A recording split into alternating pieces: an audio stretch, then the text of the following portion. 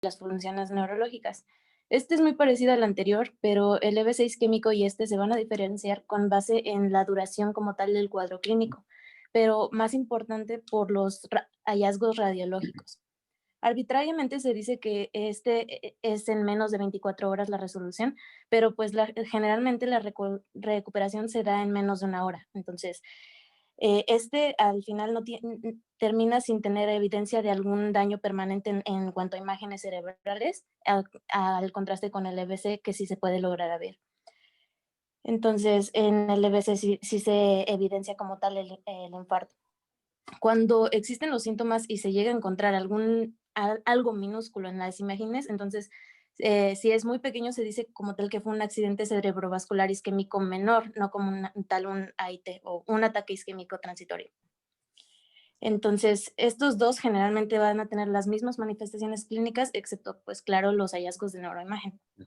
La importancia de los AIT, bueno, va a radicar en que son predictores como tal de infarto, ya que aproximadamente del 20 al 25% de los infartos isquémicos van a ser anunciados por los síntomas del AIT. Entonces, se tiene luego luego de un primer AIT, aproximadamente un 10 o un 20% de los pacientes van a tener un infarto en los siguientes 90 días y aproximadamente en el 50% de estos pacientes el infarto va a ocurrir en las primeras 24 o 48 horas. Entonces, es por eso que es importante esto. Claro, este riesgo se puede reducir con el tratamiento adecuado, entonces hasta un 80% de los pacientes reducen este riesgo en los primeros 3 meses cuando son tratados. En cuanto a su prevalencia, los AITs van a ser más frecuentes en los individuos de mediana edad y, pues claro, en los ancianos. Estos AIT van a aumentar notablemente el riesgo del accidente cerebrovascular y obviamente en las primeras 24 horas. Entonces, va a tener como tal el cuarto lugar de las formas más frecuentes de enfermedad vascular cerebral. Entonces, obviamente como primera tenemos el accidente cerebrovascular isquémico, que fue el que mencionamos. ¿Le puedes dar atrás? El segundo, la hemorragia. Bueno, el segundo y tercero son hemorragias. Y uno antes, por favor.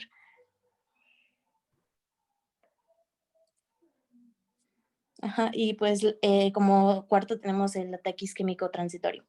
Y en cuanto a su etiología, la mayoría de estos accidentes van a ser ocasionados pues, por émbolos. Entonces la causa puede ser hemodinámica y como la mayoría de las causas del EBC.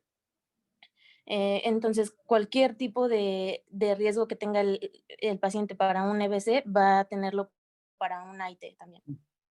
¿Ya le puedes dar, por favor?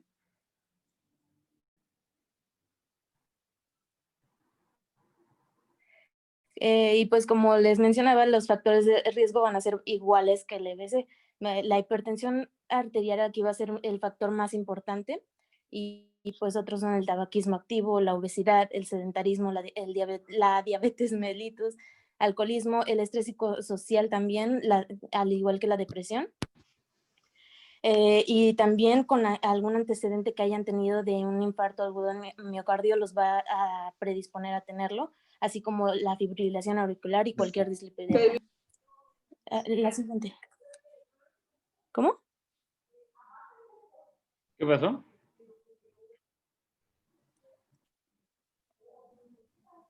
Bueno, la siguiente, por favor. Los síntomas del ataque isquémico transitorio como tal van a comenzar bruscamente, por lo general va a ser de 2 a 30 minutos y después de eso se va a resolver todo. Estos normalmente van a ser deficitarios y van a depender de la localización de la isquemia que se está ocasionando. Entonces, los síntomas típicos transitorios van a incluir los motores, que son cuando es en algún lóbulo frontal o en el tracto piramidal. En estos se va a incluir la hemiparestesia, entre todos los demás motores, ¿no? Sensoriales, que van a ser en el área parietal. Visuales, estos son un poco menos comunes, pero se puede dar algún tipo de ceguera, puede ser monocular, como la monocular transitoria, o puede que sea binocular. Puede también dar algún tipo de mianopsias debido pues, al compromiso del tracto visual. Entonces, y también con el compromiso del territorio carotídeo. También se pueden dar alteraciones del habla como la afasia, disartria, disfasias, entre otros. Y otros pueden ser vértigo, diplopía, mareos, marcha inestable. Esto de la marcha es algo un poco común. También se puede dar amnesia. Estos pueden ocurrir, pero con un poco menos de frecuencia. Entonces, aquí cabe destacar que alguna aparición de algún síntoma aislado, bueno, se puede explicar por la isquemia. La afectación ocular y la hemisférica, pues raramente van a ocurrir de manera simultánea. Entonces, ese es bueno. Siguiente. Entonces, los émbolos se van a dar en general en las arterias carotídeas o vertebrales. Aquí no se ve, pero es la carótida común, la interna y la externa. Y en cuanto a la del carotidio, es aproximadamente su duración de 14 minutos y la vertebrobasilar va a ser de 8 minutos. Entonces, los AIT de la vertebrobasilar van a ser más a menudo por causas hemodinámicas, ya sean de origen sistémico como la hipertensión arterial o la disminución del gasto cardíaco, o puede ser por origen local como alguna patología cervical o si hay un síndrome que se llama síndrome del robo de la subclavia, en el que pues la subclavia se va a jalar la mayor parte de la sangre, que ese puede ser una causa local. Y bueno, de los vertebrobasilares, los síntomas van a ser muy variados. Como ven aquí el cuadro, se ve ceguera, enopsia, hemiparesia, vértigo, diplopía, van a ser variados los síntomas. Entonces, cuando cualquiera de estos síntomas aparece de forma aislada, pues no va a marcar como tal un AIT, sino alguna otra cosa. Entonces, tienen que aparecer de manera simultánea estos síntomas. Los AITs con múltiples manifestaciones clínicas diferentes o aislados, pero de mayor duración, estos no van a sugerir como tal una embolia cardíaca, mientras que los AITs que son recurrentes y van a ser similares entre sí y de corta duración, aproximadamente de 2 a 10 minutos, estos van a ser más indicativos como tal de aterosclerosis. ¿Le puedes dar a la siguiente, por favor?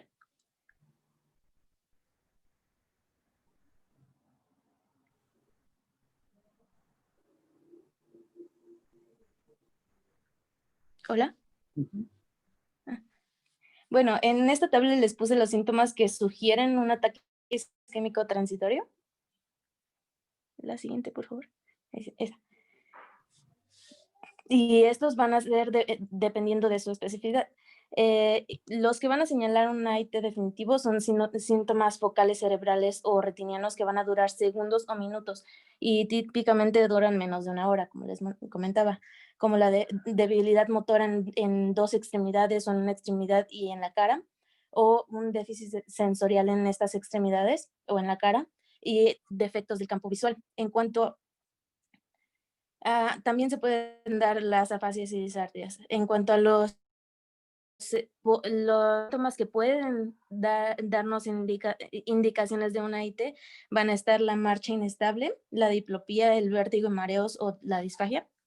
Y los que generalmente no son un AIT, estos son como tal síntomas más atípicos y se presentan solos, o bueno, cuando se presentan alguno de estos solos, generalmente no va a ser un AIT, como la amnesia, confusión, la descoordinación de nuestras extremidades, algún déficit sensorial pero parcial, la pérdida transitoria del conocimiento, el dolor de cabeza, los fosfenos, fotopsias, alucinaciones visuales complejas y palinopsias.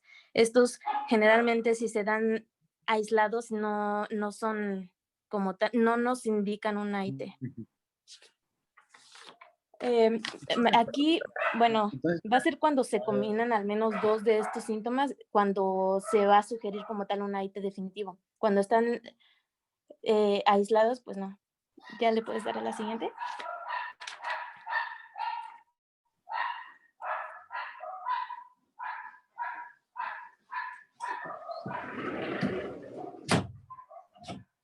¿Hola? ¿Sí? Viene. Bueno, entonces, ¿qué es un ataque isquémico transitorio?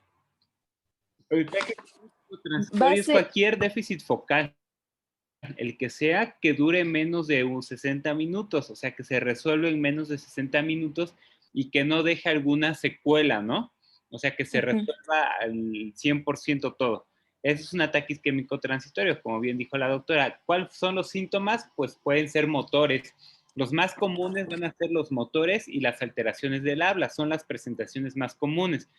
Es muy frecuente que la etiología sea hemodinámica, como bien dijo la doctora, o cardioembólica, siendo la más frecuente la hemodinámica y la cardioembólica. Hemodinámica se refiere a alguna alteración u obstrucción, como también la aterosclerosis es una cosa bien común y la cardioembólica, pues la fibrilación auricular, ¿no? Eso es la etiología más común. He ahí la importancia de que cuando tengan un paciente que presente ataque isquémico transitorio, de acuerdo a la diapositiva 2 previas que presentó la doctora, que siempre hay que revisar la región de la carótida, ¿no? Entonces, ¿qué se les ocurriría sin un método de imagen para sugerir que su paciente tiene un problema en la circulación carotidia? ¿Qué le harían? tomarle el pulso directamente. Le ponen el estetoscopio y siempre que tengan un paciente con un déficit neurológico hay que auscultar las carótidas, doctor. O sea, el estetoscopio no solamente se hizo para auscultar el corazón, se usa para auscultar carótidas y otros lados, ¿no? Entonces, ¿qué vamos a encontrar en las carótidas? Si hay algo obstruido, ¿qué creen que se va a escuchar? ¿Qué se les ocurre?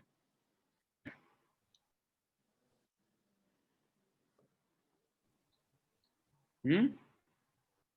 ¿Qué se les ocurre? Si le ponen un estetoscopio a las carótidas que están obstruidas por una placa o por un trombo o por un trombo, ¿qué creen que escuchen en un estetoscopio?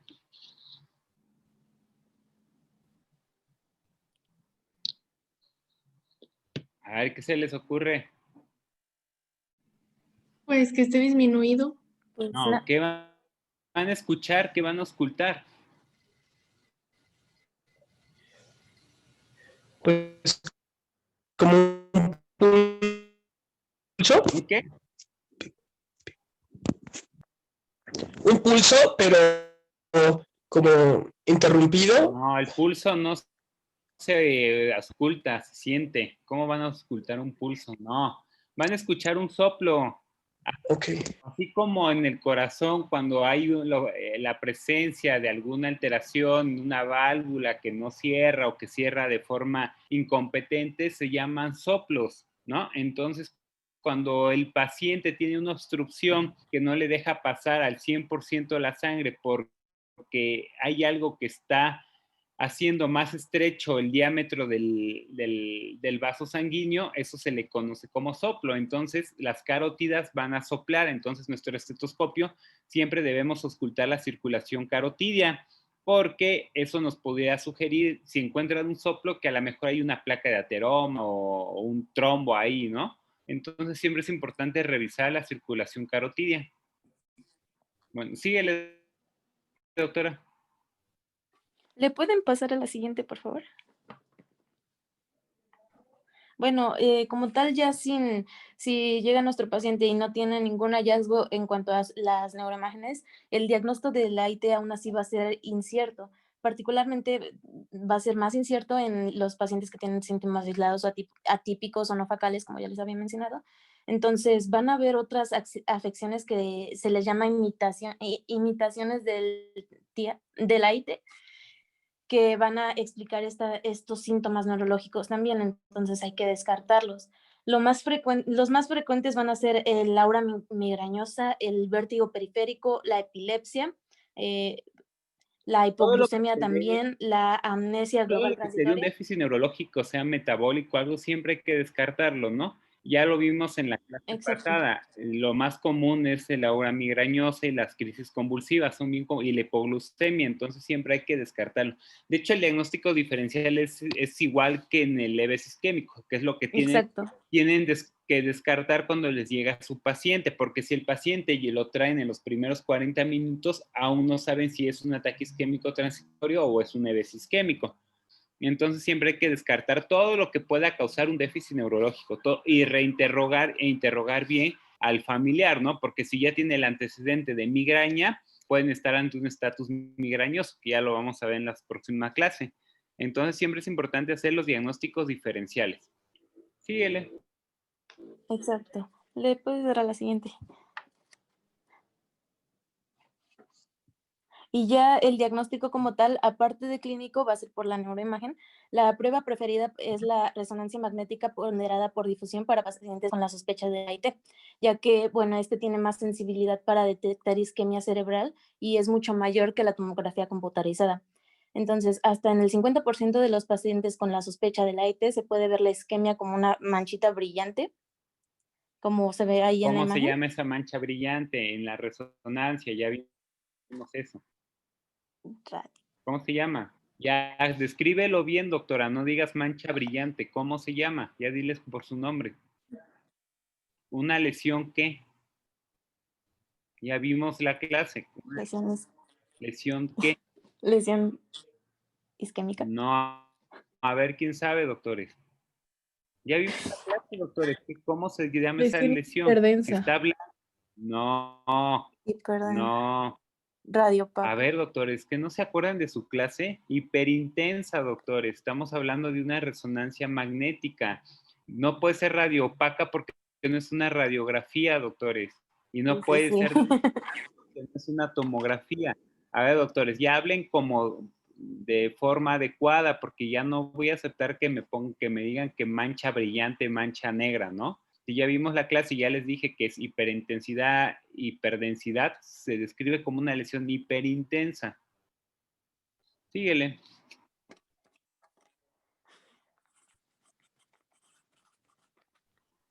Ok, bueno, estos hallazgos hiperintensos van a ser muy útiles cuando los síntomas transitorios son dudosos o cuando hay síntomas atípicos.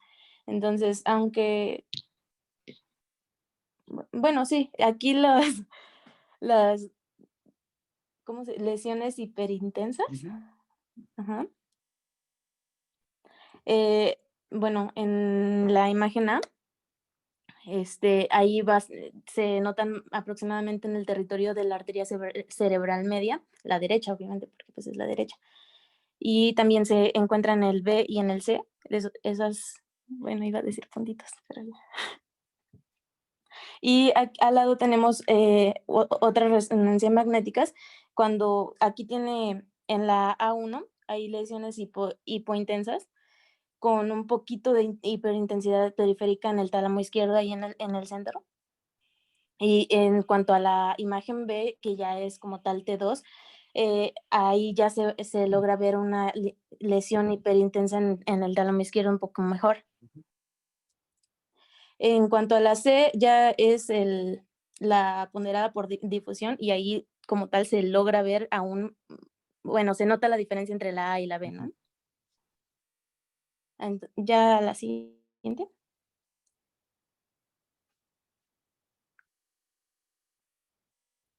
Ok, entonces, aparte de la resonancia Donde no hay resonancia magnética, ¿qué le vas a pedir? Pues una tomografía, ¿no? Porque en la mayoría de los hospitales, bueno, sí. a veces no, el resonador es muy difícil que te hagan una resonancia magnética. Entonces, no se queden, pues no hay resonancia, no le hago nada. No, tienen que hacerle una tomografía. Si por clínica resolvió el déficit neurológico y en la tomografía, aunque no es el método de elección para el ataque isquémico transitorio, tienen que pedirse la fuerza, ¿no? Porque acuérdense que vimos signos tempranos de EBS isquémico, entonces no necesariamente vamos a ver la hipodensidad en la tomografía. A lo mejor es un EBS isquémico y hay que trombolizarlo como vimos la clase pasada. Ahora, también hay que diferenciar por qué el ataque isquémico transitorio es aquel que no va a haber alguna alteración o una alteración morfológica en el encéfalo, a diferencia de algo que se llaman infartos lacunares. Los infartos lacunares es un EBS isquémico, pero el infarto mide menos de 15 milímetros, son menores de 15 milímetros y por eso no se alcanzan a ver en una tomografía simple. He ahí porque las resonancias que pusiste en tu diapositiva anterior más que ataques isquémicos transitorios, son infartos lacunares, porque son menos de 15 milímetros. Entonces, también es otro diagnóstico diferencial que es muy diferente al ataque isquémico transitorio. Bueno, se podría decir que son, Ujú. son menores, ¿no? ¿EVEs menores? No. El ataque isquémico transitorio como tal es un EVS isquémico, ¿no? Digo, No, no, no, los de... lacunar es como tal un EVS isquémico, ¿no? O sea, entra dentro de solamente que son infartos que por tamaño miden menos de 15 milímetros. Las lesiones son menos de 15 milímetros, por eso se llaman lacunares. El ataque isquémico transitorio normalmente no vas a ver alguna alteración en la resonancia. La resonancia puede estar normal la mayoría de las veces, mas no quiere decir que sea algo bueno, porque como bien dijiste, dentro de las primeras 72 horas hasta los siguientes 90 días, tu paciente tiene riesgo de un EVS isquémico, ¿no? Entonces, ¿cuál sería la diferencia entre el lacunar y el menor? La definición debe ser menor, es una definición que usa el Stroke, que lo refiere como más que nada a los síntomas, al cuadro clínico.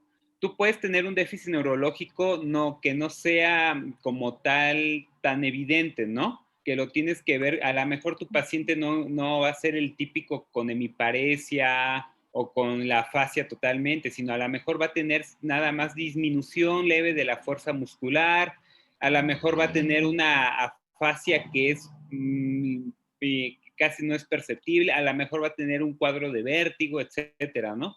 El leve isquémico menor son aquellos que los síntomas no son tan evidentes, pero el lacunar se refiere al tamaño de la lesión.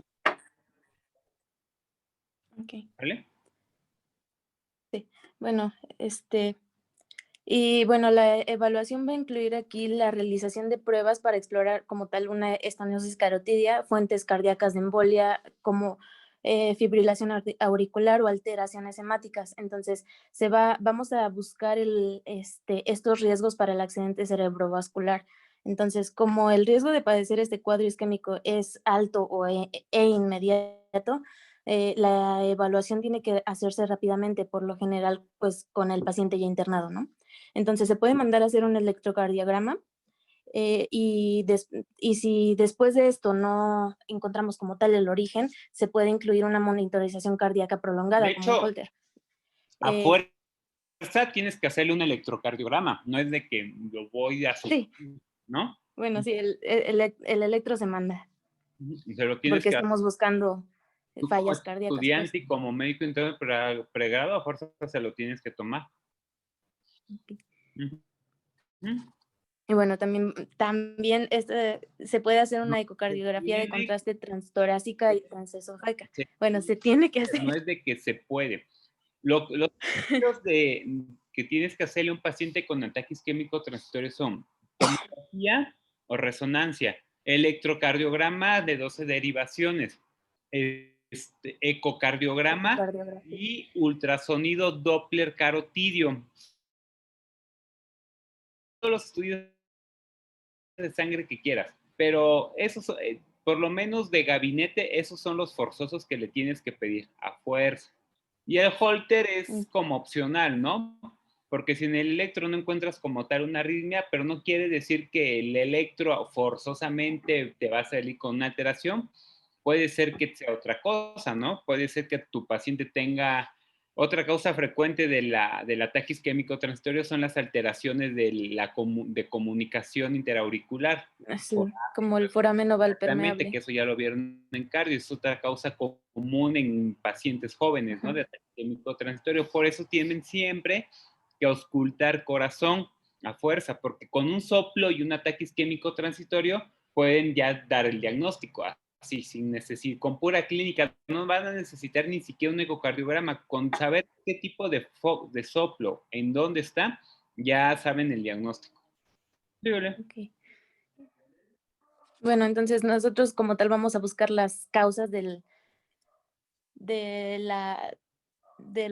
lo que esté bloqueando nuestro flujo. ¿Okay? Pueden ser trombos auriculares, enfermedades valvulares que estén sacando trombos o arteriosclerosis puede ser también aterosclerosis del arco aórtico, entre algunas otras anomalidades. ¿Le puedes dar a la siguiente?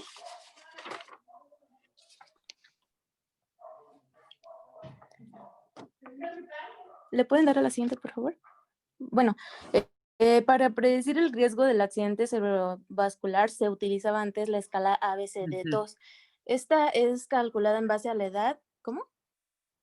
En base a la edad, a la presión arterial, la presencia de debilidad clínica o de alteraciones del habla, que son las más frecuentes, y también la duración de los síntomas. También se toma mucho en cuenta la presencia o ausencia de diabetes. Entonces, los puntajes ABCD2 van a variar del 0 al 7 y los más altos indicaban. Hay otra que es el ABCD2I, que es un puntaje un poco más refinado, que también incluye los hallazgos de neuroimagen, y estos van a valer otros 3 puntos. Entonces, las pautas anteriores del National Institute for Heart and Care Excellence, la NICE, antes exigían la hospitalización inmediata de los pacientes con una puntuación de 4 o más. Pero pues esto fue desechado ya que se descubrió que los puntajes menores de 4 también, también tenían hallazgos graves en su evaluación y básicamente tenían el mismo riesgo del EBC que los mayores a 4. Entonces, la ANICE se actualizó en el 2019 y ya no recomiendan el uso clínico de estas puntuaciones. Aunque estas puntuaciones también siguen siendo útiles, pero pues en investigación y en donde no se tiene como tal una evaluación urgente y donde no se incluye, donde no haya aportes de especialistas, donde no hayan especialistas. Y esto pues sigue utilizándose porque pues no hay ningún biomarcador sanguíneo útil o nada validado aún para la AIT. Ok, entonces, todo ataque isquémico transitorio, independientemente si el paciente se lo traen a la media hora y a los 40 minutos ya revertió, se tiene que hospitalizar a fuerza. Independientemente si es un punto, 2 puntos, si no es diabético, hipertenso, se tiene que hospitalizar, ¿no? ¿Por qué? Por el riesgo de EBC isquémico dentro de los primeros 72 horas. Si el ABCD2 ya se detectó, ya casi no se utiliza. Sin embargo, para su práctica y por fines académicos es importante que la conozcan, porque si están en un hospital donde no hay resonancia magnética, donde no tienen nada, y por ejemplo ahorita que casi no tenemos nada, no es muy útil para saber quién tiene. Sí, todos hay que hospitalizarlos, pero nos va a servir de utilidad clínica para saber quién se puede complicar de una forma más severa que otros, ¿no? Entonces siempre es importante esto. Y el ABCD2 viene de que, si se dieron cuenta, son las iniciales de todos los parámetros en inglés, ¿no? Eso que, y D2 porque le da duración a diabetes, ambas son con D. Entonces, por eso se llama ABCD2 esta escala. Hay otras, hay muchas más, pero esta es como que la más utilizada. Sí, Ele. Sí.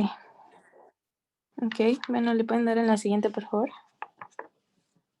En cuanto al tratamiento, vamos a tener la terapia antiplaquetaria. Esta se va a dar en los pacientes con accidente cerebrovascular isquémico no cardioembólico. Entonces, tenemos la aspirina, que es el tratamiento más eficaz para reducir el riesgo del accidente cerebrovascular recurrente. Esta reduce el riesgo durante los primeros 90 días, pero más allá de los 3 meses, la eficacia pues no está muy clara.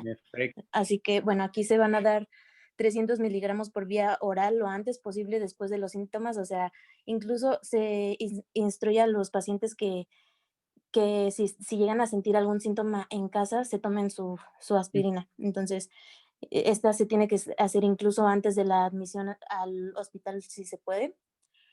Y bueno, después de estos 300 miligramos se tiene que continuar la aspirina en dosis de 75 a 100 miligramos. Bueno, esto va a ser diario por los siguientes 90 días. Aquí en México tenemos como tal la aspirina Protect y la cardioaspirina, que son de 100 miligramos. No sé si haya de 75 porque incluso la aspirina Junior es de 100.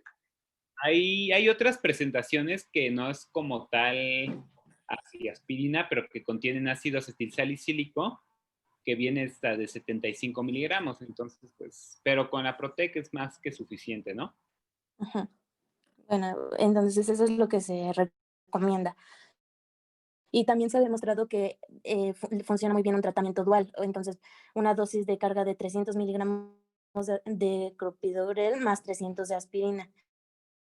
Entonces, esto ya, seguido de esto va a haber una dosis de mantenimiento, ajá, de 75 de cada una.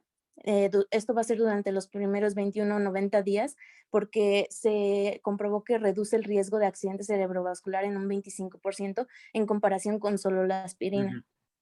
Pero bueno, esto solo se observó en los primeros 21 días y ya después pues ya ¿Qué no le tiene darías ningún aumento entonces a significativo de las complicaciones. un paciente que te llega con un ataque isquémico transitorio? Los dos, ¿por Los qué? dos. Porque pues, si se demostró que tiene menor riesgo, pues va, ¿Riesgo de qué? ¿no? De tener un accidente cerebrovascular en los próximos 90 días. Bueno, de donde leíste eso, que es el artículo del New England, si no recuerdo, dice que la aspirina se lo das a aquellos pacientes Ajá. que son de etiología no cardioembólica. Y la Sí, terapia lo dual, mencioné. que es la aspirina más el clopidogrel, se los das a aquellos pacientes que son de etiología cardioembólica. Pero ahí dice también que el dar doble, los dos son muy buenos hasta los 90 días. Después de 90 días ya no se ha demostrado su eficacia. Entonces, máximo 90 días aspirina o más clopidogrel o aspirina sola, ¿no? Nunca clopidogrel solo. El clopidogrel nunca se da solo. Ahora, que el Y aparte no es muy eficaz. aspirina más clopidogrel es que aumenta el riesgo de hemorragias, ¿no? Bueno, eso se observó, por eso se recomienda que el clopidogrel solo sean los primeros 3 semanas, porque en esas primeras 3 semanas no Por hubo eso, pero tanto si, riesgo a lo que de voy yo es, complicaciones si te hemorrágicas llega graves. tu paciente con un ataque isquémico transitorio y lo das de alta a los 3 días, ¿qué le vas a dar para los siguientes 90 días? Pues pura La aspirina. aspirina, entonces, dependiendo del origen. No, pues dale pura aspirina, porque si el clopidogrel no tiene mayor eficacia más de 21 días, ¿para qué le vas a dar 2 y le vas a incrementar el riesgo de hemorragia? La aspirina con clopidogrel es una terapia dual muy buena, sin embargo, incrementa el riesgo de hemorragia, de sangrados de tubo digestivo. Por eso se prefiere dejar para ciertos, no a todos los pacientes. La aspirina es el de elección sola, terapia, monoterapia hasta 90 días. Todo después de 90 días ya no va a servir ni la aspirina ni el clopidogrel, disminuye su eficacia, ¿vale? Exacto. Entonces es bien importante que metan eso en la cabeza porque ustedes van a ver esa costumbre rara y vieja y obsoleta y que luego se tomen los médicos, principalmente los médicos de primer nivel, a todo le dan, es hipertenso, aspirina para prevenir un IBC, es diabético, su aspirina, no. La aspirina nunca se da como prevención, jamás, sáquense eso de la cabeza, nunca se da como prevención. Todo médico que vea aspirina solamente se da, o el ácido salicílico solamente se da como manejo ya de terapia, nunca prevención. Entonces, si en el EBC, ataque isquémico transitorio, no lo estamos dando como prevención, lo estamos dando ya como terapia, porque ya tuvimos la patología. Entonces, lo ideal es hasta 90 días, ¿no? Obviamente en esos 90 días tienes que buscar la causa. Si es fibrilación, si es una malformación, si es una obstrucción de la circulación carótida, hay que resolver la causa, ¿no? El tratamiento quirúrgico, que es la endarectomía, se asocia mucho a los pacientes que tienen en el ultrasonido Doppler carotidio una obstrucción de la circulación carotidia. Aquel paciente que tiene una obstrucción, si es su primer ataque isquémico transitorio y la obstrucción es menos del 50, 60%, lo pueden dejar con tratamiento médico. Pero si es su segundo episodio de ataque isquémico transitorio y sigue teniendo la obstrucción del 50, 40%, a fuerza es endarectomía. Pero si es el primer episodio de ataque isquémico transitorio y la obstrucción es más del 75-80%, a fuerza es endarterectomía, independientemente de que sea el primer episodio. Entonces ese es el tratamiento quirúrgico. Dentro del otro Sí. tratamiento médico están las estatinas. Para Lo estabilizar. voy a mencionar. Síguele. Bueno, seguimos el tratamiento también, bueno, esto es lo que recomienda en cuanto a tratamiento farmacológico, lo recomienda la AJA y la ASA. Entonces, el tratamiento también va a incluir pues el quitar los factores de riesgo asociados, ¿no? Entonces se va a tener que reducir la presión arterial, corregir las dislipidemias y controlar la diabetes. Ok, ¿cuál es la Así que se presión va a arterial tener que, meta que debes tener en estos pacientes? me parece que no debe ser mayor a 175 100. por ciento, con 110. Estamos en un ataque isquémico ¿Cómo? transitorio. La presión arterial meta en el ataque isquémico transitorio es a que no debe repasar de los 130/80 milímetros de mercurio, ¿no? Ok. Eso es, Bueno, esa es la meta para todas las patologías, 130/80, si tiene diabetes o algún tipo de patología. depende.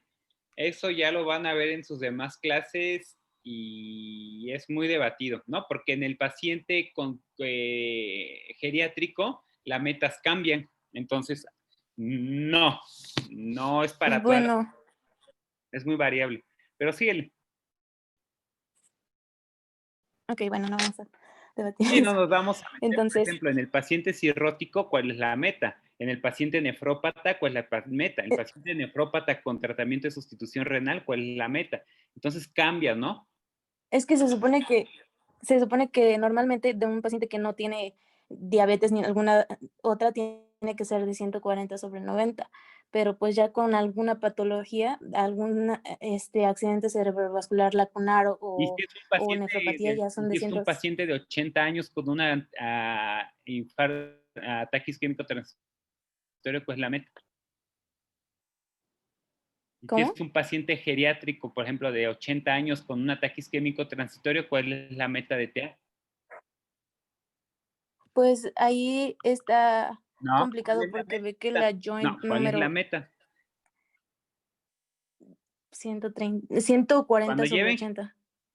bueno, cuando lleven geriatría lo van a ver, pero si han leído las guías de la AJA o las guías españolas La del joint manejo de la 8. crisis, del manejo de la hipertensión arterial, en los suplementos viene esa parte del paciente geriátrico, que es bien importante, ¿no? Porque o sea, en nuestra población de México hay mucho viejito, ¿no? Entonces, no sé, o sea, el 180 es una buena meta de control, más no es la ideal, ¿no?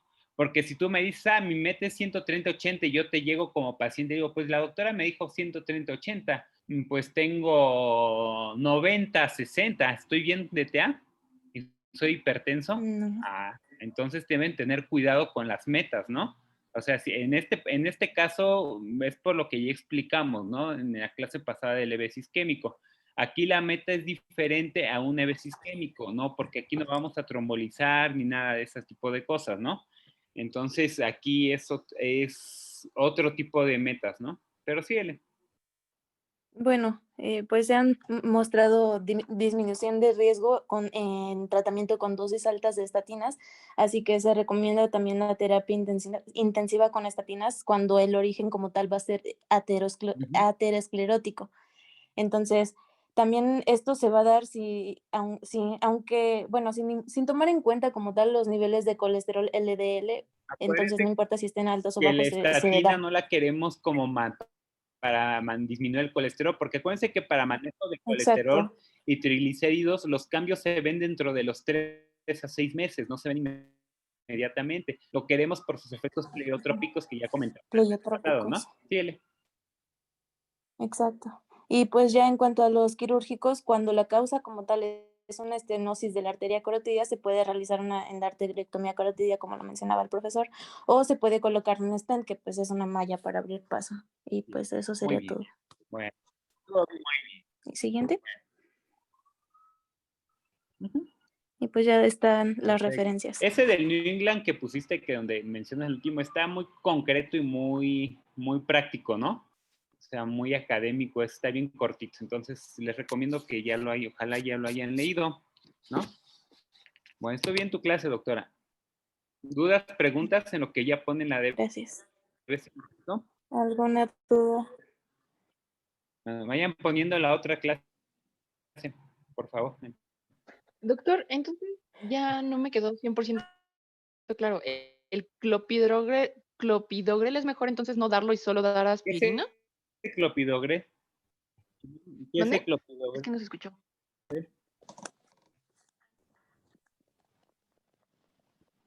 ¿Qué es el... Se van a romper debido a la debilidad de la pared. Esto igual se puede hacer en cualquier evento. Si, por ejemplo, el paciente es hipertenso, en cualquier evento de esta hipertensión va a ser mayor el flujo que va a tener la arteria y esto va a ser el ocasionante para que pueda romperse este aneurisma. La siguiente, por favor.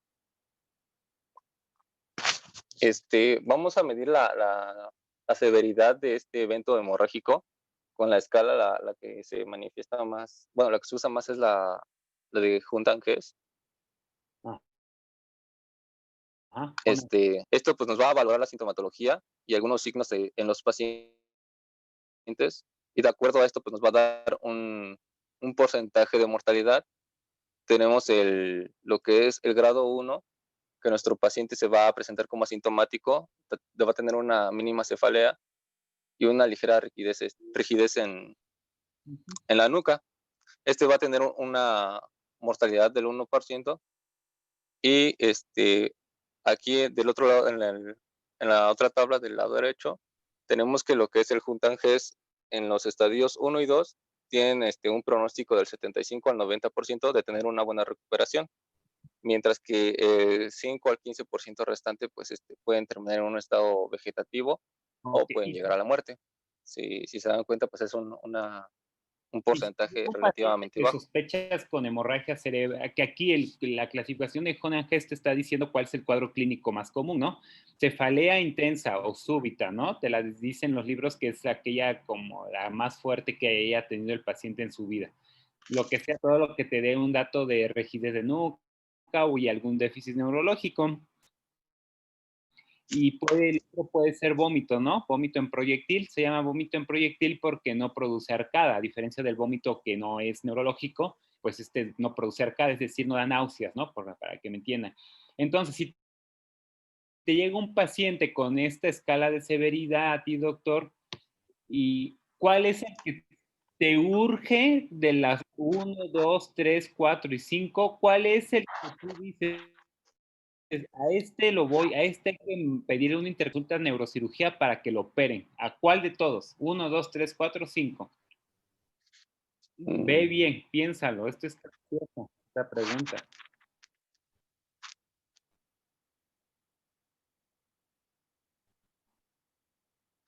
Pues al 3 y al 4. Ok, no. Bueno, Ah. el que te va a urgir sí es un 4, ¿no? ¿Por qué? Porque estás diciendo que el 30 al 50% es una recuperación, es la mitad.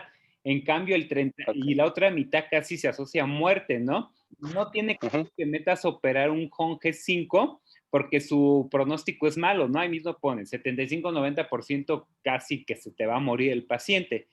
Entonces, Sí. los que te urgen que los vean es el 3 y el 4, siendo el 4 el de mayor prioridad, ¿no? Porque el 3 también tiene muy buen pronóstico con su tratamiento. Entonces, siempre que tengan un 4, es el que inmediatamente tomó todos los estudios, interconsultan en neurocirugía, ¿no? Sí. Bueno, siguiendo con la clasificación, en el grado 2 tenemos que es una cefalea moderada, severa y rigidez de nuca, pero aquí ya no hay déficit neurológico y aquí ya nos habla de una mortalidad del 5%.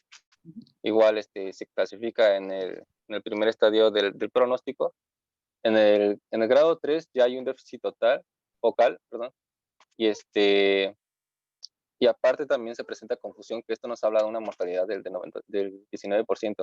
Ya en el grado 4 ya tenemos al paciente con estupor o mi paresia, moderada, severa, la rigidez. Entonces aquí, como lo mencionaba el doctor, este es el que hay que hacer una interconsulta a neuro. No que le hagan la Y consulta, sino que es el que más le tiene que dar prioridad. Si un día estás de Ok. guardia y te toca una guardia donde hay un paciente con un HON G5 y un HON G4, pues pégate al 4. Al HON G5, pues su pronóstico es muy malo, ¿no? Entonces, Sí. pégate al que tiene mayor probabilidad de que sea respetable. Sí, ok. Sí. Bueno, pues aquí tenemos una escala de Fisher que también esta nos va a servir a la hora de ¿Tienes las tomografías? sí, en la Mejor siguiente. vete a las tomografías, eso. Fácil. Aquí. Bueno, pues aquí igual es lo mismo de la tablita, pero ya pues lo presenta aquí. De hecho, el primer estadio, pues como lo dice ahí, no hay evidencia de sangrado y se puede ver una TAC normal, ¿no? En sí, el primer estudio que tenemos que realizar a un paciente del que se sospecha un EBS hemorrágico, pues es la TAC. Pasándonos al estadio 2, pues ya se presenta la sangre difusa, fina, como la presenta, con una capa menor de 1 milímetro. Ahí pero es 1 milímetro medida verticalmente, ¿eh? Ajá, así es. En el grado 3, pues igual la imagen ya es más característica, se presenta un coágulo que ya presenta un mayor espesor, y ya como lo decía anteriormente, el estadio 2 es menor a 1 milímetro, por ende, el estadio 3 nos va a tener una medida, un tamaño mayor de 1 milímetro, igual medido verticalmente. Y pues ya el estadio 4, pues se presenta, es muy característico, se presenta muy fácil, es más fácil distinguirlo, el hematoma, y pues aquí ya puede haber sangrado o no, que sea difuso. Aquí, a ver, En la siguiente, aquí está. Anterior, aquí de la escala de Fisher es una escala tomográfica, hay otras, ¿no? Pues esta es como muy útil académicamente. La 4 es la de peor pronóstico, porque como ven en la tomografía ya está en los ventrículos, ¿no? Entonces, pues ya, los pacientes se les va a morir, ¿no? Igual, 2 y 3 es importante, hay que prestarles atención, pero aquí mi pregunta es, si tienes un cuadro clínico así, de libro, cefalea, vómito en proyectil, lo que tú quieras, y te sale la tomografía con un Fisher 1, ¿qué vas a hacer? ¿Qué harías? Porque aquí no hay evidencia de sangrado, entonces, ¿qué haces? Lo ponemos en observación. Pero si le pones en observación y tiene hemorragia, a las 6 horas se te va a morir por edema cerebral, hipertensión endocraniana. Y tu observación, pues va a ser una observación, pues nada más para que le hagas el certificado de defunción, ¿no? ¿Qué le vas a hacer? Es el cuadro clínico así, característico de un EBS hemorrágico, pero tu tomografía te dice que no hay sangrado. ¿Puedes ¿Qué haces? darle el tratamiento? No sé ¿Cuál? es el tratamiento. ¿Cuál sería el tratamiento?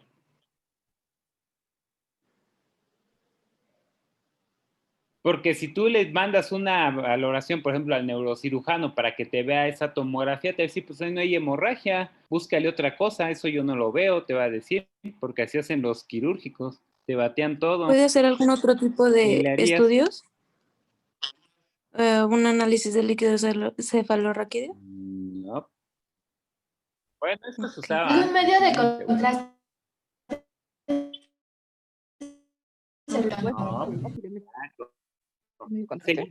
A ver, ¿qué seguiría, doctor? Tú que estás dando el tema. ¿Qué estudio le harías? Yo tengo entendido que se podría realizar una ver, punción lumbar. Antes no. Mira, ahorita vamos a ver lo de la punción lumbar. En primera, tienes que hacerle un fondo de ojo, ¿no? Porque si tienes hipertensión endocraniana y le haces una punción lumbar, lo vas a matar tú, no la hemorragia. Okay. Entonces está contraindicado en ese momento, si tiene hipertensión endocraniana, que le hagas una punción lumbar. Entonces ya ahí va tu punción lumbar. ¿Qué le harías? ¿Qué estudio de imagen le harías? Una angiotomografía. Y si no Así. y el tercer paso es la angioresonancia. Pero si estás en un hospital donde no tienes ni angiotomografía ni angioresonancia y lo único que tienes es una tomografía que te está diciendo que es un Fisher 1, antes, mucho antes, van a encontrar bibliografía ya muy, muy vieja que te dicen que le hagas una punción lumbar. Pero si no tiene hipertensión endocraniana, si no tiene hipertensión endocraniana, bueno, hazle la punción lumbar y a ver que los que dijeron punción lumbar y qué van a obtener en la punción lumbar. Ajá, y si es ¿Sangre? traumática, ¿cómo sabes que no fue traumática? Si es traumática y le pegas un vaso, va a ser pura sangre. Esperemos que no No, sea sí, traumática. pero sí vas a obtener sangre, pero ¿cómo vas a distinguir entre la traumática y no traumática? El aumento de los eritrocitos. Ajá, ¿cómo? ¿Qué leíste de la punción lumbar? Porque tú dijiste que leíste de la punción lumbar. Pues eso que esperaba es Oh. encontrar un ¿Se puede aumento en realizar? los eritrocitos. Se puede realizar una comparación entre, bueno, los valores bioquímicos, ¿no? Por ejemplo, albúmina, bueno, No, compararlos con la sangre no, le normal, ¿no? vas a tomar tu tubito y le vas a pedir al laboratorista que te la centrifugue. Si encuentras de 6 a 8 eritrocitos por campo, lo más seguro es que estés frente a una hemorragia cerebral. Si tienes más de eso, es que es traumática y le pegaste un vaso sanguíneo.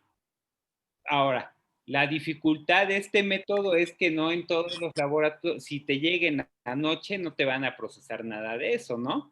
Por eso la punción lumbar mejor resérvenla así como si les toca un día hacer un servicio social allá en la sierra donde no hay ni señal de celular ni nada de esas cosas y no hay ni paracetamol y no tienen nada que hacer, pues hágansela. Pero si están en un hospital que tiene todos los estudios, háganle todos los estudios, doctores. Evítense la pena de producir herniación o algo a su paciente por hacer una punción lumbar innecesaria. Porque aquí sí sería innecesaria, teniendo todos los demás estudios de imagen, ¿no? Bueno, Sí. sí,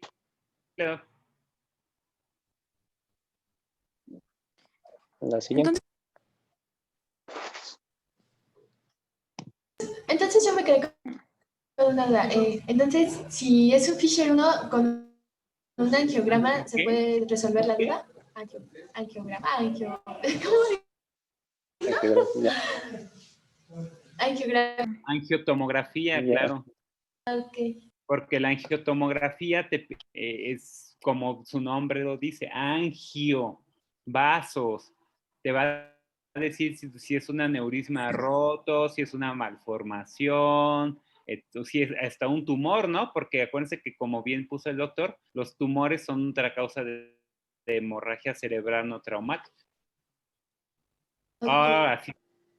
Si tienen un paciente que les ingresó por EBS isquémico y tuvo un déficit neurológico súbito con este cuadro clínico, pues a lo mejor se hizo transformación hemorrágica. Y ahora que está bien de moda que por el COVID a todo le dan anticoagulación, y aunque no la necesite, también se están provocando hemorragias cerebrales por dar anticoagulación innecesaria, ¿no? Bueno, el tema aparte, síguele. Pues esta es son otras imágenes de la escala de Fisher, pero pues nos basamos en lo mismo. La siguiente, por favor.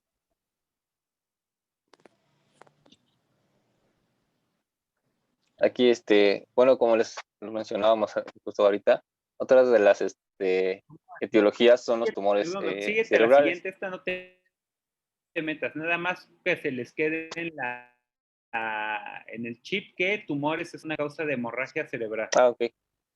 La siguiente. Aquí tenemos también lo que es la hemorragia por terapia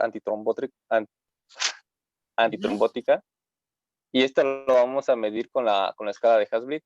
Podemos ver que también esto se trata de un acrónimo. Y aquí lo que se va a medir, los puntajes que se van a medir pues en la primera letra, como podemos ver, es que el paciente maneja una hipertensión arterial mayor a los 160 miligramos y que no está controlada. Esto nos va a dar un puntaje de 1. Recordamos que todo esto se va a tener que sumar al final. La letra A pues nos habla de una función renal o hepática que es anormal. Si se presentan las dos, pues se le va a otorgar un punto a cada una. No porque se presenten las dos se le va a dar nada más un punto. La S se le asocia a si ya tuvo un EBC. ¿Esta escala por qué la mencionaste?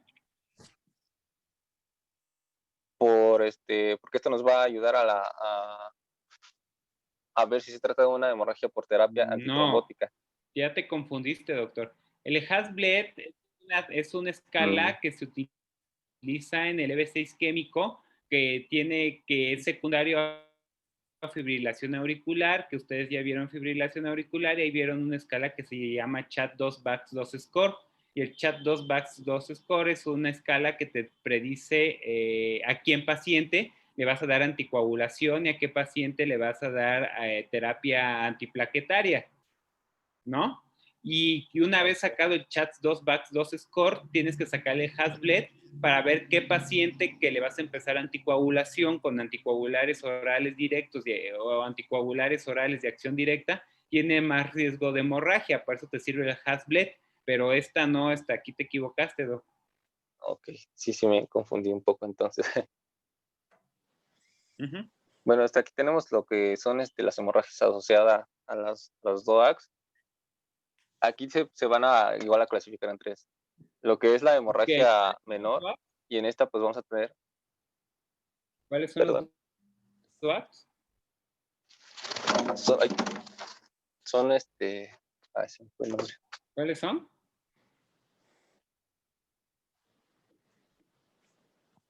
Se me fue el nombre. Son los que reciben los medicamentos Coagulantes directos de coagulantes orales de acción directa. A ver, dime uno. La warfarina. No. ¿La warfarina es un qué? Aquí lo manejaba como la warfarina. No. Si no me equivoqué, Sí, entonces. mucho. ¿Qué es la warfarina? A ver, doctor.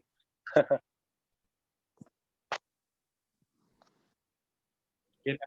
Anticoagulante. Sí, ya sé eso, ya les dije que hasta el de la farmacia del ahorro me lo dice. ¿Qué es la warfarina? Es un anticoagulante, pero ¿de qué cosa? ¿En dónde actúa?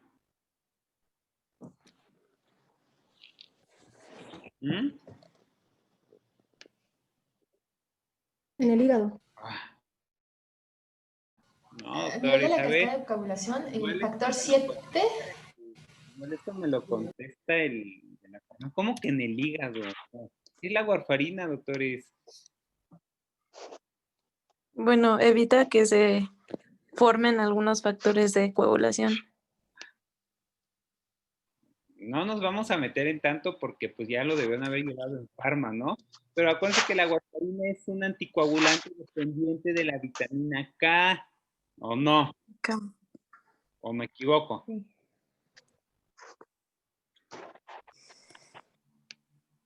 Entonces la warfarina es un anticoagulante dependiente de la vitamina K, como su nombre lo dice, depende de los factores de la coagulación que interviene la vitamina K. ¿Cómo que eso del hígado o anticoagulante? No, doctores. Y los anticoagulantes orales de acción directa son aquellos que actúan a nivel de los factores de coagulación. Aquí están, ¿no? Rivaroxaban, de hecho, esos a ustedes ya en su época ya los deben manejar súper bien, porque eso es lo que ya utilizamos mucho. La warfarina ya casi no la utilizamos en ciertas patologías, ya cada vez son menos en las que la utilizamos, ¿no? Entonces, si tenemos un paciente con hemorragia cerebral porque le dieron mucha warfarina, porque pues no saben usar la warfarina, ¿qué le van a hacer? Tiene hemorragia, la tomografía tiene una hemorragia cerebral. ¿Qué le van a hacer?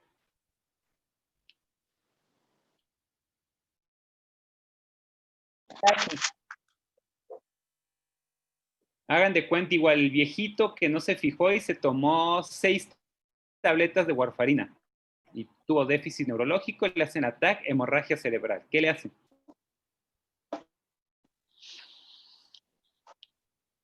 Porque esto es lo Pues que le podemos dar, necesitan. pues como interfiere con la vitamina K, le podemos dar más vitamina K, ¿no? No. Primero, ¿qué le van Y a tomar? ¿Qué estudio le van a tomar? ¿Cómo medimos o llevamos el control de la warfarina? con los tiempos de coagulación. Aparte con el INR, ¿no? Entonces, dependiendo del INR, va a hacer el tratamiento. Sí le vamos a dar una dosis de vitamina K, pero solamente es una de 10 miligramos intravenoso. Olvídense igual eso de que cuando vean que alguien pone vitamina K, una ámpula IV cada 12 horas o intramuscular, también huyan de ese médico, ¿no? Se pone intravenoso y solamente son 10 miligramos. El tratamiento es algo que se llama Kcentra. ¿Saben qué es el Kcentra? También ya lo debieron haber llevado en Pharma. ¿Saben qué es o no saben? ¿O saben? O, No sé. No, yo ¿Mande? tampoco sé. Bueno, No sé. el Kcentra es el concentrado con el complejo de concentrado protrombínico. Ese es el antídoto de la warfarina, no es la vitamina K, ¿no? O sea, le van a poner, sí, una dosis única de vitamina K de 10 miligramos intravenoso y dependiendo del INR van a manejar la dosis del PCC o del Kcentra, que es el nombre comercial. Eso es lo que van a hacer. Si su paciente, a pesar de todo este show que le están haciendo, sigue sangrando, ya le vamos a poner plasmas frescos congelados, ¿no? Entonces sería el tercer paso. Si no lo podemos controlar, pues ya le agregamos plasmas frescos congelados. Pero y aquí, si sigue sangrando después de las 6 horas, no podemos controlar el INR, a pesar de todo la dosis de vitamina K entra y el plasma fresco congelados, aquí sí es válido repetir otra dosis de 10 miligramos de vitamina K intravenoso, pero nada más, ¿no? No es nada así de que una cada 12 horas por 3 días, no, eso no existe, ¿no? Ahora, el dabigatran, que es un inhibidor directo de la trombina, el dabigatran es un anticoagulante también oral, pero este actúa a diferencia del rivaroxaban y del apixaban, que son inhibidores del factor X del 10A, pues. El antídoto es una cosa que se llama indalizumab, que es un anticuerpo monoclonal. Ese es el antídoto del dabigatran. Y ya de todos los factores que son dependientes del factor 10A o inhibidores de la 10A, que es el rivaroxaban, apixaban, endoxaban, que son los que se utilizan actualmente. Aquí pues sí está bien utilizado, como le puso aquí el doctor, los plasmas frescos congelados, ¿no? Y el Kcentra, las dos cosas, ¿vale? Y si no funciona con una sobreanticoagulación, con inhibidores del factor 10A, el tratamiento de elección que sigue es terapia de sustitución renal, diálisis o hemodiálisis, que sería a diálisis me refiero en estos casos a hemodiálisis, hemodializan los pacientes.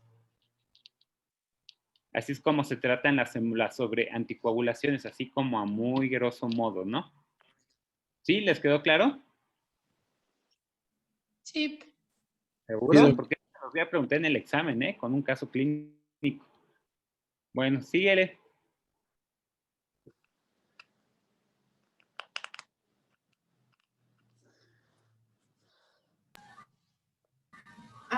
Me dice mi compañero que se le fue el internet. Chale.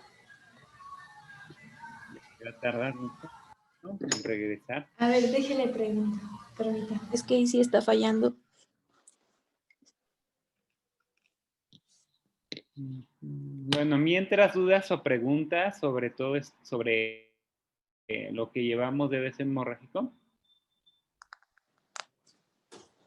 Entonces, para cuando tenemos un Fisher 1, solo se realiza el fondo No, el de fondo de hoja ojo, y no, la sí, lo angiotomografía. tienes que hacer a fuerza si estás en del déficit neurológico, pero lo de elección es que si de la tomografía no te sale nada, tienes que hacerle una angiotomografía. Ok, ¿Vale? vale.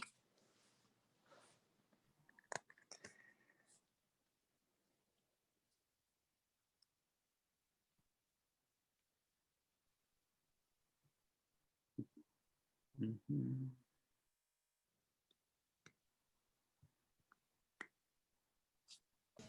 Sigue sin llegarle a internet. Ok, bueno, vamos a complementarle. Bueno, esto es respecto a las hemorragias sobre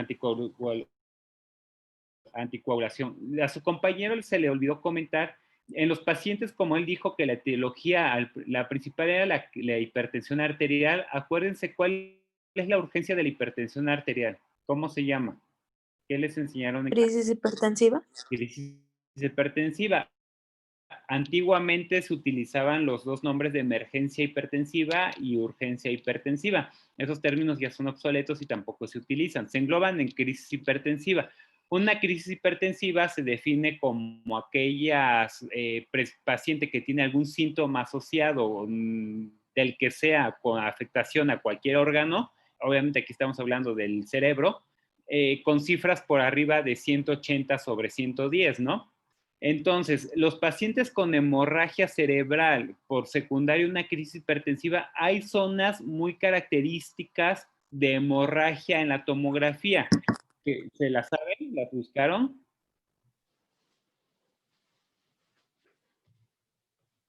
¿O no estudiaron? ¿Cuáles son las zonas que sangran en una crisis o que se asocian a hemorragia intraparenquimatosa en una crisis hipertensiva?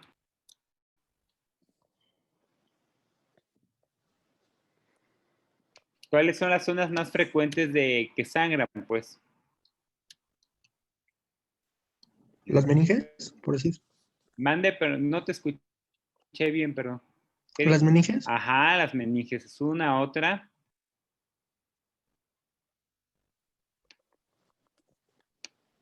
¿Qué otras zonas?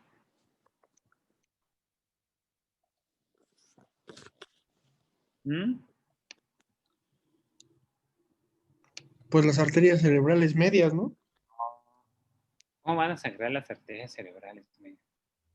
Ah, ¿Cuáles son las zonas en la tomografía que se ven más que se asocian a, por localización? Ustedes pueden decir, esa hemorragia es por una crisis hipertensiva. ¿los ventrículos? Sí, pero no es la más común. Si están en una hemorragia de los ventrículos, pues ya su paciente ya está muerto, ¿no? Casi, casi. ¿Cuáles serían las zonas más comunes?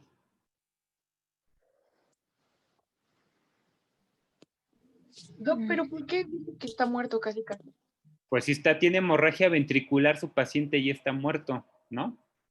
O sea, si tienes hemorragia dentro de los ventrículos, tienes ya hemorragia en tallo, en cerebelo, para que te haya llegado a los ventrículos, ya tu paciente ya esté en un estado de coma. ¿Sí? ¿Me doy a entender? Sí, sí. Ujú. Por eso. Por eso es que lo que les decía hace ratito del Fisher, ¿no? Que si ya ven un Fisher con hemorragia interventricular, pues ya, mejor, y tienen otro que no tiene hemorragia intraventricular, pues se le van a pegar al que no tiene hemorragia en los ventrículos, porque ese es rescatable. Aquel que tiene ya hemorragia en los ventrículos, pues ya es de peor pronóstico, ¿no?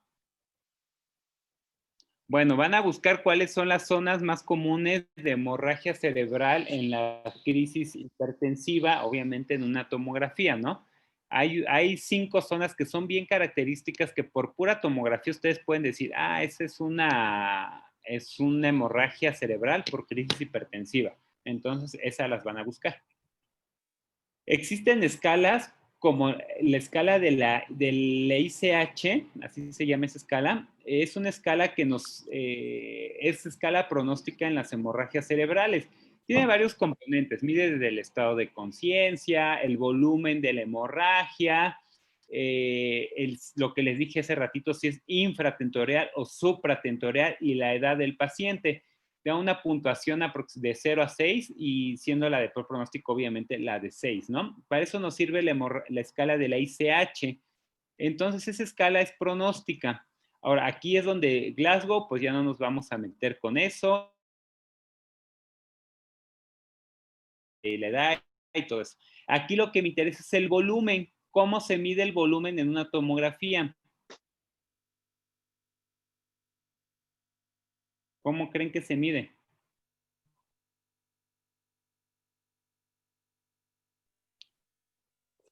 Doc. Perdón, ya es que se me fue el Mande. internet. Ah, bueno, sí, no te Sí, preocupes. Pues bien, llevamos en el volumen. A ver, pásate a lo de volumen del hematoma.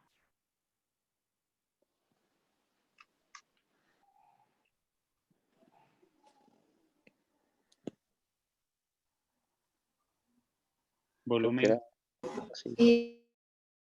¿Y cuál? ¿Le Fíjate sigo? el volumen, Sí, donde por favor. está, creo que tienes la del volumen, ¿no? Aquí está. Ok, Ujú. explícanos cómo medimos el volumen en una tomografía, el volumen de una hemorragia, pues. Sí. Aquí para medir el volumen de los hematomas, vamos a utilizar lo que es el método ABC2. Para poder medir el volumen de los hematomas, contamos con este método, que ahorita se los explico, y vamos a tomar en cuenta el área donde se localiza la mayor extensión del hematoma. Por ejemplo, el A se trata de trazar una línea perpendicular para medir el área más larga de la hemorragia que se puede ver. Esto lo vamos a multiplicar por el total de cortes que tiene la hemorragia. Y el C es el que es dependiendo de dónde se vaya de dónde lo puedas interpretar, ¿no? El A es el diámetro vertical, que primero vamos a tomar la imagen donde se vea más grande la hemorragia, ¿no? Esa es una. Entonces vamos a hacer el método de ABC entre de 2. El A es el diámetro longitudinal más extenso, más largo. El B es el diámetro perpendicular, o sea, el que lo cruza. Y el C es el número de cortes donde vamos a observar la hemorragia, ¿no? Entonces, A por B por C. Lo que nos salga de todo esto lo vamos a dividir entre dedos. Obviamente estamos hablando de una medición que nos va a dar en centímetros cúbicos, ¿no? Entonces, si nuestro diámetro sale mayor de 30 centímetros cúbicos, es de mal pronóstico. Si nuestro diámetro sale menor de 30 centímetros cúbicos, es de mejor pronóstico. ¿Por qué nos sirve esto? Porque si tenemos una hemorragia mayor de 30 centímetros cúbicos, es indicativo de cirugía, independientemente que el neurocirujano le diga, no, no es cirugía, es indicación de cirugía, sí o sí, ¿no? A fuerza. Entonces, así es como se miden las hemorragias en una tomografía o las hemorragias cerebrales intraparenquimatosas. A por B por C entre de 2. C, entiéndase que esto es el número de cortes donde vamos a apreciar la mayor parte de la hemorragia. Es decir, vamos a tomar los cortes donde se ven la zona, la área de hemorragia, ¿no? No vamos a tomar los cortes donde no se ve la hemorragia. A eso se refiere la C. ¿Sí? ¿Les quedó claro? No, a mí no me quedó claro la C. La C son los números de cortes donde se ve la hemorragia. Ah, ok. O sea, ¿Y ¿mande? cuántos cortes nos dan normalmente Depende para de tu medir? tomógrafo. Va a ser, depende del tomógrafo que tengas tú en tu hospital y depende del diámetro de los cortes que nos dé tu tomógrafo. Por eso yo no te puedo decir cuántos nos da. Va a depender mucho del que te hace la tomografía y de los cortes. Pero por lo general, por eso siempre tomamos el número de cortes donde se ve la hemorragia. Bueno, es que ese número puede variar mucho dependiendo igual del tomógrafo. Pero el A y el B no te va a variar. Por lo general, una tomografía no te van a dar 2 cortes, ni 3, ni 5, te van a dar más, ¿no? Pues una tomografía puede tener hasta 50, 60, dependiendo de tu tomógrafo. Te digo, yo no te puedo decir ahorita cuántos son a fuerza, porque eso ya depende, también depende de tu paciente, porque si es un paciente que no es cooperador, pues no le van a poder hacer la tomografía bien. Por eso tomamos el A por el B por el C entre de 2. ¿Sí? Ok. ¿Sí? Sí. Sí. Sí, doc. Bueno, síguele. La siguiente, por favor. Ah, mira. Bueno, Aquí. esto igual, creo que sí lo estaba explicando usted. Sí, ya. Síguele. Ok. La que sigue. Aquí, vamos a manejar también lo que son las escalas de resangrado. Estas, pues, como su nombre nos lo dice, nos va a decir si hay posibilidad de que el hematoma vuelva a crecer. Y pues dentro de estas escalas tenemos a esta que se le conoce como las Ujú, escalas del spot sign. Esta es un predictor de la ujú, expansión del hematoma en pacientes que ya tuvieron alguna ujú, hemorragia intracerebral. Y pues en esta van a ver, en la TAC se van a ajá, manifestar estas lesiones, siendo una herramienta pronóstica, como les decía, donde se va a determinar si el paciente tiene alta ujú, morimortalidad. Los criterios aquí que se van a estudiar, pues es si el paciente presenta uno o más focos de contraste dentro de la hemorragia, si la densidad, aquí tenemos una escala, ya la habíamos, eh, ya la ujú, habíamos visto antes, este, la escala de unidades de Hounsfield. ujú. Entonces, aquí también otro criterio que se va a estudiar es la densidad de 120 o más unidades de Hounsfield en el foco, donde se está viendo este puntito. Y también la discontinuidad con la vasculatura adyacente de la hemorragia que tiene, si es de cualquier tamaño, bueno, más bien si se presenta de cualquier tamaño o morfología. Aquí, pues, básicamente se va a utilizar si va a haber una hemorragia en las próximas horas, pudiendo realizarse el puntaje que se menciona acá. Bueno, Aquí, aquí el spot, sí, o el signo de la mancha, es un signo radiológico. Aquí me van a preguntar, bueno, entonces si estás hablando de contraste, bueno, cuando ya tienes una hemorragia cerebral ya establecida, sí por lo menos a las 72 horas ya le puedes y ya has visto que está disminuyendo la hemorragia y no te presenta ningún dato de focalización, le puedes hacer y de repente, súbitamente, tu paciente nuevamente empieza a tener algún dato de focalización en el que tú quieras, aquí sí estaría indicado hacerle una tomografía con contraste. ¿Por qué? Porque nos interesa ver esto, el signo de la mancha. El signo de la mancha es un signo que nos dice nos mide las unidades Hounsfield por el contraste, nos va a aparecer dentro de la hemorragia, van a aparecer puntitos, van a aparecer zonas hiperdensas con mayores unidades Hounsfield de atenuación, es decir, son datos pequeños de resangrado dentro de la misma hemorragia que ya se está absorbiendo, por decirlo de esa cosa, por decirlo de esa forma, o se está ya atenuando la imagen. Si empieza a haber datos de hiperdensidad o mayores datos o puntos o manchas y más hiperdensas, son datos de resangrado, son lesiones muy pequeñas de resangrado, hiperdensas de sangrado, y eso nos habla de un pronóstico que tu paciente va a resangrar o que esa hemorragia va a volver a sangrar. Para eso sirven estas escalas, para predecir quién va a sangrar y quién va a resangrar, pues para eso sirve esta escala del signo o el signo de la mancha, ¿no? ¿No? sí, en la siguiente hay Uh-huh. una Ok. imagen, ahí donde señala la flechita en la imagen B. Ese es este signo, ¿no? El signo Por que nos ejemplo, mencionaba. Y aquí pues en como se... tu Ajá. tomografía es una hemorragia que ya se ve que no es una hemorragia aguda. ¿Cómo lo sé? Uno, porque ya tiene ya no se le nota su halo de inflamación o de edema alrededor, o la lesión o la inflamación perilesional. Dos, el centro se ve una imagen hipodensa. ¿Qué quiere decir? Que probablemente si ustedes la ven a esta hemorragia ya está resolviendo. Pero si le meten contraste, que en la tomografía las lesiones hiperdensas que se ven es el contraste, dentro de la hemorragia, como ven la flecha amarilla, se aprecia un punto. Ese punto o esa mancha es el signo de la mancha.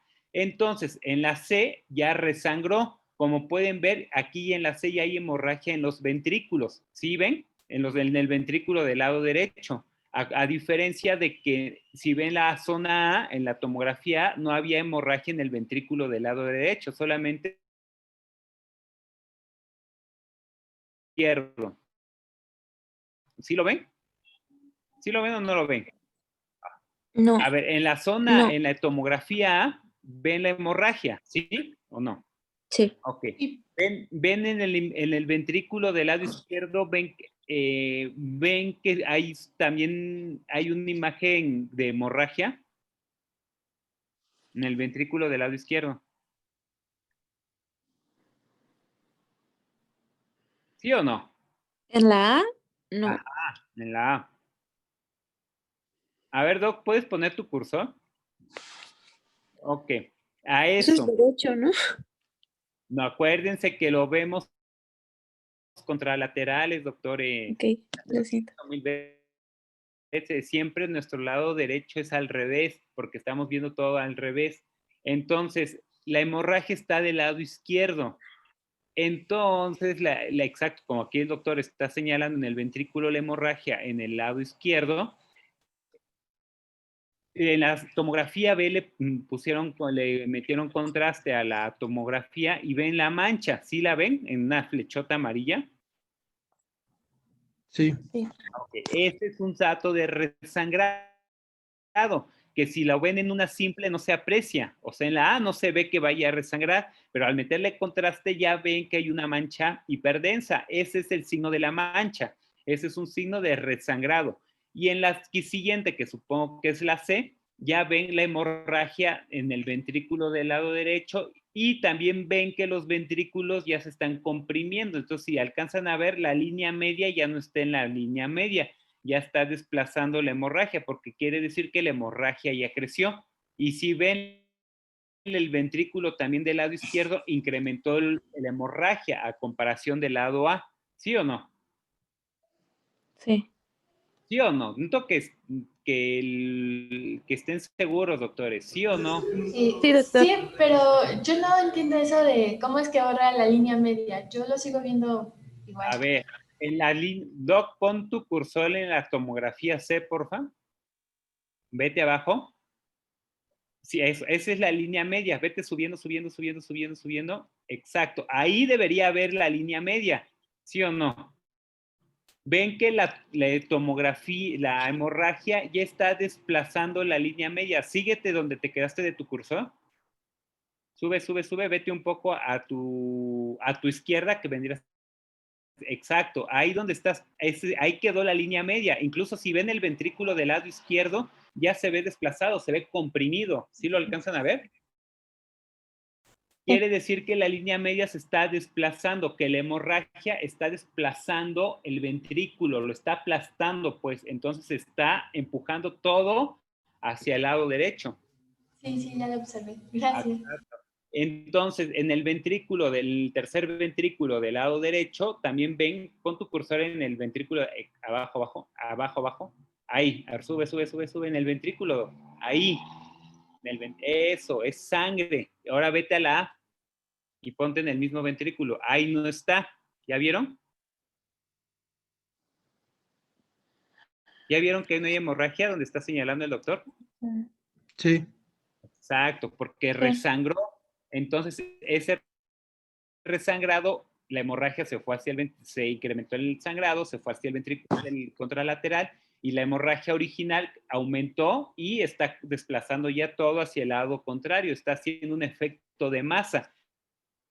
¿Qué quiere decir? Que este paciente se va a herniar y se va a morir, ¿no? Y no se descomprimir, ¿vale? Ok. ¿Ya les quedó claro? Sí. ¿Seguro? Sí. Sí, doc. Ok. Síguele.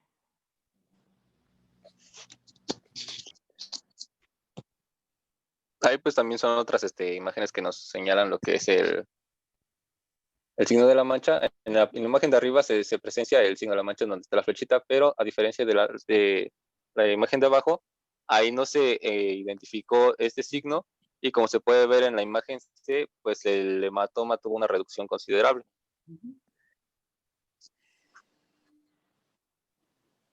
La siguiente. Aquí otro de los signos que nos hablan igual de un posible resangrado es el signo de la mezcla o el bend sign. Y también va muy de la mano de lo que es el signo de la mancha. Como se puede ver en la imagen de medio, ahí se presenta lo que es el signo de la mancha. Sí, sin embargo, en la primera imagen, ahí se puede ver como dos contrastes diferentes y eso es a lo que se le va a denominar el signo de la mezcla, precisamente porque se se puede ver como si se estuvieran fusionando los Se ven dos los sangrados. densidades diferentes en Ajá. la misma lesión. Y entonces esa unión de las dos densidades se llama signo de la mezcla y también es un signo de resangrado. ¿Qué quiere decir? Que lo que está resangrando es lo que está entre las flechas rojas de la primera tomografía. Por eso se llama signo de la mezcla. Sí, así. Bueno, sí, Y vaya, ajá. El manejo. Pues aquí es un diagrama que nos va a hablar de cómo vamos a manejar a nuestro paciente. De inicio vamos a sospechar de una hemorragia intercerebral. Ahí faltó en un cuadro clínico, en un diapositivo ahí, tenemos una mnemotecnia que se le denomina la FAST. Eso es por sus siglas en inglés. FAST, que a la letra F se le denomina a la debilidad de la musculatura facial. A la letra A es arm weakness, igual tiene una debilidad en la musculatura del brazo. La letra S se le asocia a lo que es el speech difficulty, que el paciente presenta una dificultad para poder hablar. Y la letra T se le asocia a lo que es al time to call, de llamar al 911. Entonces, aquí nosotros tenemos una sospecha de nuestra hemorragia, tomando en cuenta esa mnemotecnia.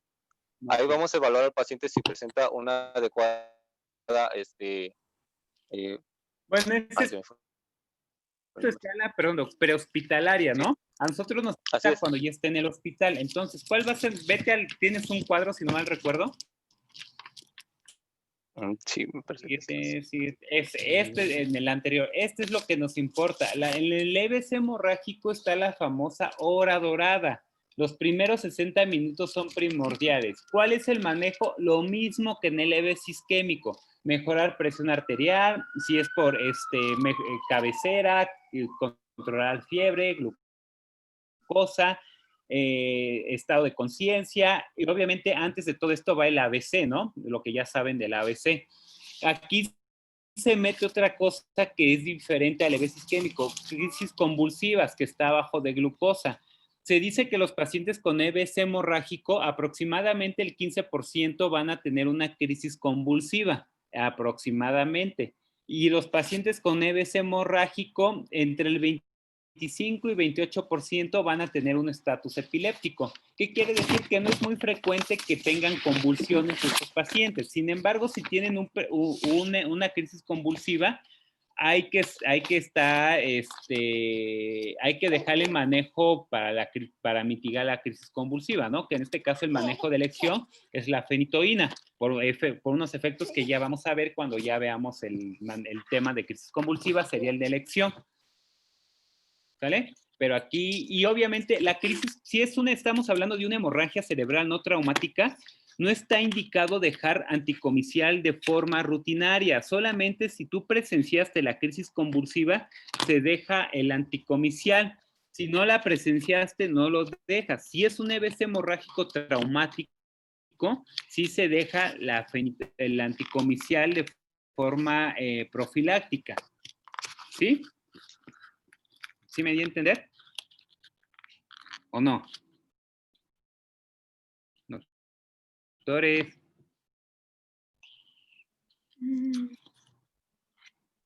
¿Sí o no? Sí, más o. A ver, no, nada que más o menos, doctora. A ver, ¿qué duda tienes? ¿Anticomicial? Anticomicial es anticonvulsivante. Ok. Ajá. Sí, ya. Entonces, ¿cuál es la duda? No, ya, nada. Okay. Bueno, a ver, síguele, doc. Bueno, esto es lo que ya dijimos, ¿no? Hemorragia mayor de 30 milímetros cúbicos, centímetros cúbicos es quirúrgico, a fuerza, no hay de otra, ¿no?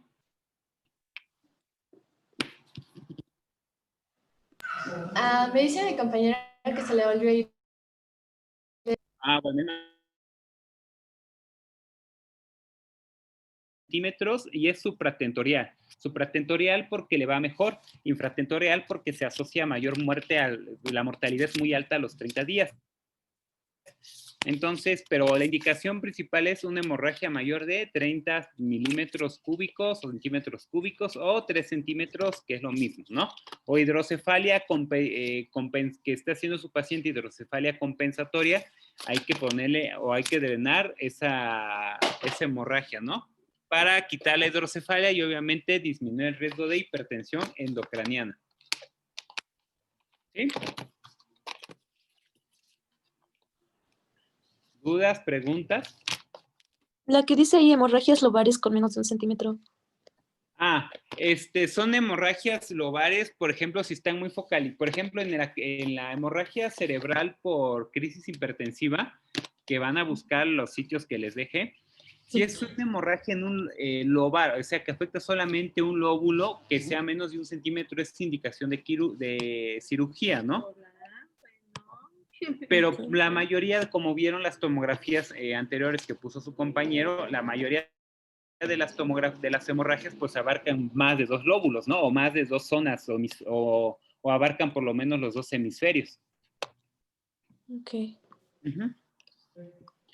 ¿Más dudas, preguntas?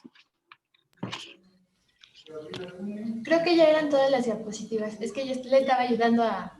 Ok, por eso, ¿más dudas o preguntas? ¿Dudas, preguntas? No. No, creo que no.